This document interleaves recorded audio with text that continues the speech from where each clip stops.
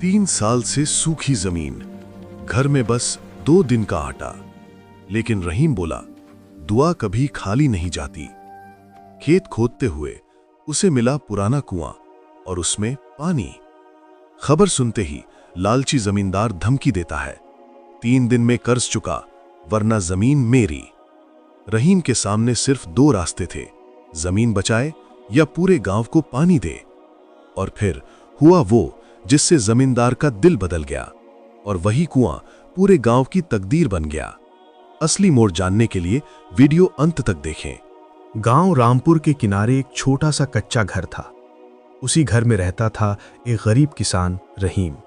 उसकी दुनिया बहुत छोटी थी, कुछ बीघा जमीन, एक बूढ़ी बैल, उसकी पत्नी अमीना और 2 मासूम बच्चे। 3 साल से बारिश ठीक से नहीं हुई थी। खेतों की मिट्टी फट चुकी थी। जमीन इतनी सूखी हो गई थी कि जैसे उसने उम्मीद ही छोड़ दी हो। गांव के कई किसानों ने अपनी जमीन बेच दी और शहर की ओर निकल गए, लेकिन रहीम ने अपनी मिट्टी नहीं छोड़ी। हर सुबह फज्र की नमाज के बाद वो आसमान की ओर हाथ उठाकर कहता, ऐ अल्लाह, मैं कमजोर हूं मगर तेरी रहमत असीम है। अगर तू चाहे तो सूखी धरती से भी पानी निकाल दे। उसकी आवाज में थकान थी मगर भरोसा अटूट था। घर के अंदर हालात दिन ब दिन खराब होते जा रहे थे। अनाज का मटका लगभग खाली हो चुका था। बच्चों की आंखों में भूख साफ झलकती थी। एक रात अमीना ने कांपती आवाज में कहा, रहीम, घर में बस 2 दिन का आटा बचा है। बच्चे भूखे सो रहे हैं। क्या हमें भी बाकी लोगों की तरह शहर नहीं चले जाना चाहिए? रहीम कुछ देर चुप रहा। उसने मिट्टी से सने अपने हाथों को देखा, फिर बोला, अमीना, अगर हम भी इस मिट्टी को छोड़ देंगे तो हमारी पहचान क्या रह जाएगी? ये जमीन हमारे बाप दादाओं की निशानी है। अल्लाह हमें यहीं से रास्ता दिखाएगा। अमीना की आंखों में आंसू थे मगर उसने कुछ नहीं कहा।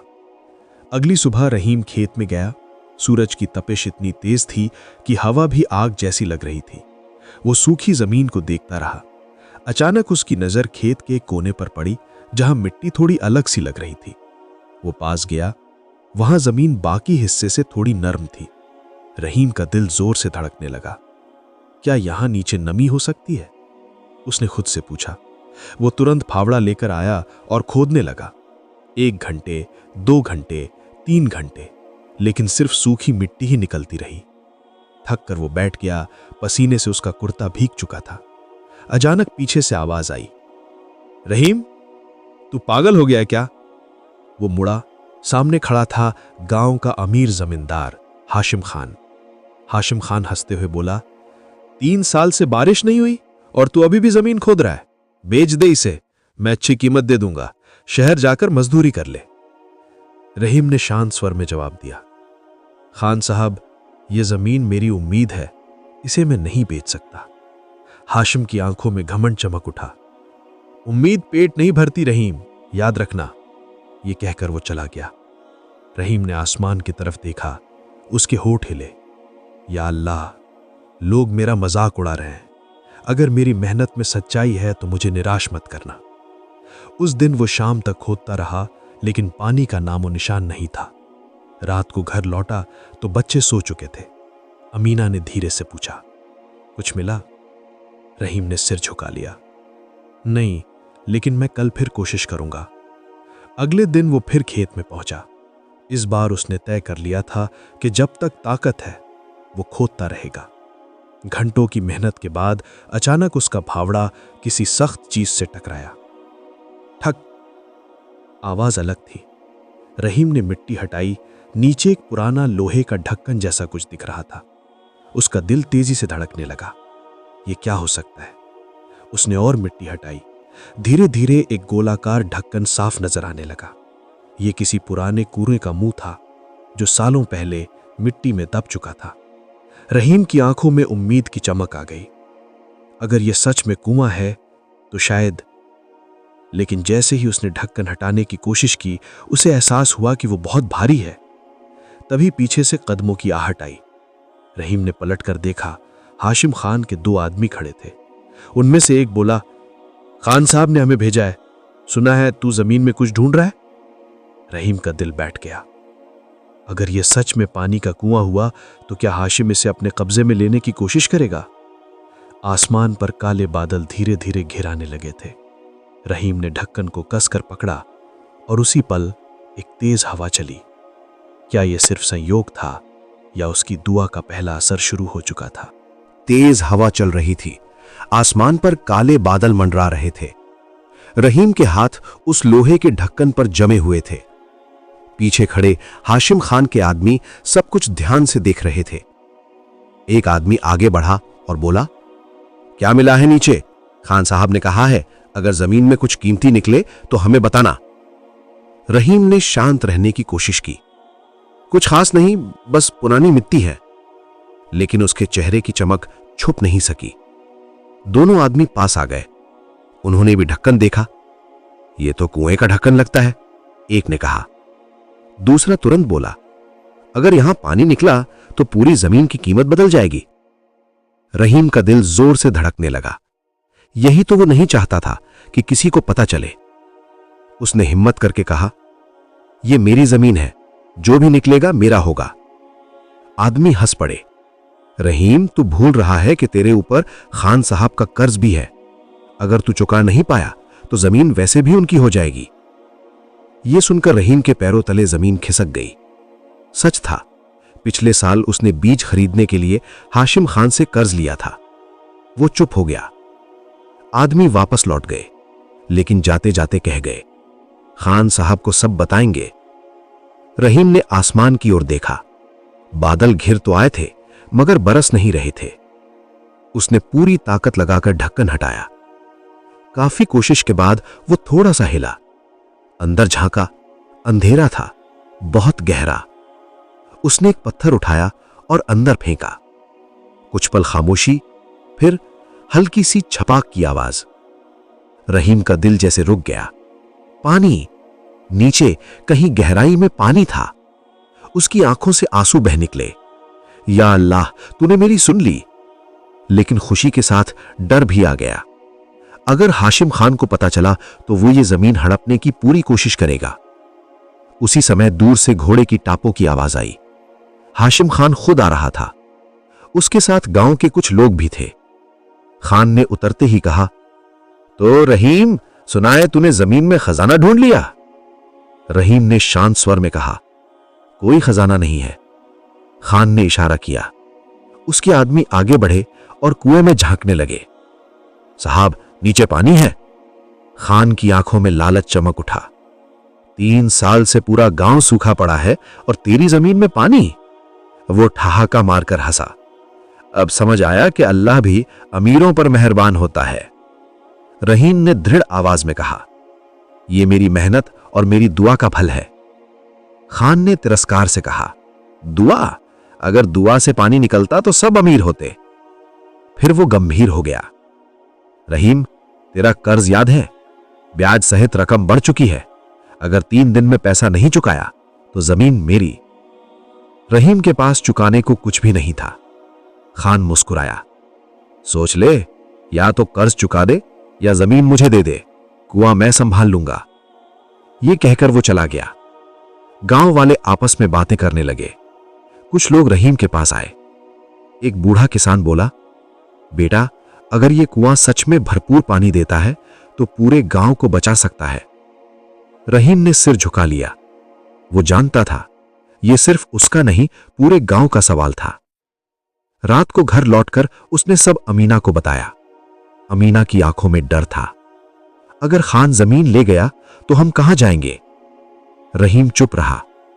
उस रात वो सो नहीं सका। आधी रात को उठकर उसने वजू किया और नमाज पढ़ी।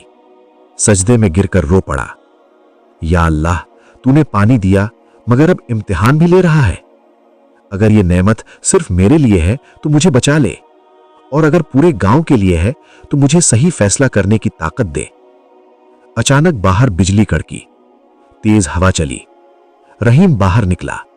आसमान पर बादल घने हो चुके थे। पहली बूंद उसके चेहरे पर गिरी, फिर दूसरी। कुछ ही पलों में मूसलाधार बारिश शुरू हो गई। गांव वाले अपने घरों से बाहर निकल आए। 3 साल बाद ऐसी बारिश हो रही थी। रहीम की आंखें नम थीं, लेकिन उसी समय उसे याद आया, 3 दिन बाद कर्ज की आखिरी तारीख है। बारिश खेतों को हरा कर देगी। कुआं भी भर जाएगा, लेकिन क्या वो कर्ज चुका पाएगा? और अगर नहीं चुका पाया तो क्या हाशिम खान सच में जमीन छीन लेगा? बारिश की बूंदें तेज होती गईं और कहानी का असली मोड़ अभी बाकी था। 3 दिन की लगातार बारिश ने पूरे गांव का नक्शा बदल दिया था। सूखी धरती अब भीगी हुई थी, खेतों में हरियाली की हल्की झलक दिखने लगी थी और रहीम के खेत का वो पुराना कुआं अब सिर्फ एक गड्ढा नहीं रहा था, उसमें पानी साफ दिखाई दे रहा था। गांव वाले खुशी से झूम रहे थे, लेकिन रहीम के दिल में अब भी तूफान था। आज कर्ज चुकाने का आखिरी दिन था। सुबह सुबह हाशिम खान अपने आदमियों के साथ उसके घर आ पहुंचा। उसने घमंड भरी मुस्कान के साथ कहा, पैसे तैयार हैं या कागज पर अंगूठा लगाने को तैयार है? दरवाजे के पीछे अमीना कांप रही थी, बच्चे उसकी ओट में छिपे हुए थे। रहीम बाहर आया। उसकी आंखों में डर नहीं था, लेकिन गहरी सोच जरूर थी। खान साहब, उसने शांत स्वर में कहा, अभी फसल तैयार नहीं हुई है, मुझे थोड़ा वक्त दे दीजिए। खान जोर से हंसा। वक्त? जब तूने कर्ज लिया था तब वक्त का ख्याल नहीं आया? अब जमीन मेरी है। उसने कागज आगे बढ़ाया। यहां अंगूठा लगा दे। गांव के लोग भी इकट्ठा हो गए थे। सबकी नजरें रहीम पर थीं। रहीम ने कागज को देखा, फिर आसमान की तरफ देखा। उसे पिछली रात की अपनी दुआ याद आई। या अल्लाह, अगर ये नेमत पूरे गांव के लिए है तो मुझे सही फैसला करने की ताकत दे। अचानक वो आगे बढ़ा। खान साहब, मैं कर्ज मानता हूं, लेकिन ये कुआं सिर्फ मेरी जमीन का नहीं है, ये पूरे गांव की जिंदगी है। अगर आप जमीन ले भी लेंगे तो क्या गांव वालों को पानी मुफ्त देंगे? खान की भौहें सिकुड़ गईं। ये मेरा फैसला होगा। गांव में फुसफुसाहट शुरू हो गई। एक बूढ़ी औरत आगे आई। खान साहब, 3 साल से हम प्यासे हैं। अगर रहीम ने मेहनत से पानी निकाला है तो ये हमारी उम्मीद है। दूसरा किसान बोला, अगर जमीन ले ली तो क्या हम पानी के लिए भीख मांगेंगे? खान गुस्से से लाल हो गया। चुप, तुम सब मेरे कर्जदार हो। माहौल गर्म हो चुका था और तभी रहीम ने अचानक फैसला किया। वो सबके सामने घुटनों के बल बैठ गया। खान साहब, जमीन ले लीजिए, लेकिन एक शर्त पर। खान ने व्यंग से पूछा, क्या शर्त? रहीम बोला, कुएं का पानी पूरे गांव के लिए मुफ्त रहेगा, कोई प्यासा नहीं सोएगा। अमीना की आंखों से आंसू बहने लगे। खान चुप था। उसके चेहरे पर साफ दिख रहा था लालच और प्रतिष्ठा दोनों आमने सामने खड़े थे। और तभी एक अजीब सी घटना हुई। खान का छोटा बेटा जो उसके साथ आया था अचानक चक्कर खाकर गिर पड़ा। साहब, बच्चे को क्या हुआ? एक आदमी चिल्लाया। बच्चा बेहोश था, उसका शरीर तप रहा था। गांव की एक बुजुर्ग महिला बोली, जल्दी पानी दो, तेज बुखार में शरीर सूख जाता है। सबकी नजरें उसी कुएं की ओर गईं। रहीम बिना एक पल गंवाए दौड़ा, रस्सी डाली, बाल्टी नीचे गई, पानी की हल्की सी आवाज और फिर ठंडा पानी बाहर आया। उसने बच्चे के होठों से लगाया। कुछ पल की खामोशी, फिर बच्चे की सांसें सामान्य होने लगीं। खान घुटनों के बल बैठ गया। उसकी आंखों में अब घमंड नहीं था, सिर्फ डर और एहसास था। उसने बेटे को सीने से लगाया। कुछ देर बाद बच्चा धीरे धीरे होश में आ गया। खान खड़ा हुआ। उसकी आवाज अब भारी थी। आज अगर मेरे बेटे की जान बची है तो इस कुएं के पानी से, और ये पानी रहीम की मेहनत और उसकी दुआ का नतीजा है। सबकी सांसें थम गईं। खान ने कागज को देखा और अगले ही पल टुकड़े टुकड़े कर दिए। रहीम, तेरा कर्ज माफ और ये जमीन तेरी। गांव में खुशी की लहर दौड़ गई। लेकिन कहानी यहीं खत्म नहीं हुई। खान ने आगे कहा, आज से ये कुआं पूरे गांव का होगा और मैं खुद इसके चारों तरफ पक्का घेरा बनवाऊंगा ताकि ये सुरक्षित रहे। रहीम की आंखों से आंसू बह निकले। उसने आसमान की ओर देखा। बारिश के बाद नीला साफ आकाश चमक रहा था। उसके दिल में बस एक ही आवाज गूंज रही थी, दुआ कभी खाली नहीं जाती, बस वक्त और सब्र चाहिए। गरीबी इंसान की हालत होती है, पहचान नहीं। सब्र और सच्ची दुआ में ऐसी ताकत होती है जो पत्थर दिलों को भी बदल दे। और जब इंसान अपनी नेमत दूसरों के साथ बांटता है तो अल्लाह उसे कई गुना लौटा देता है।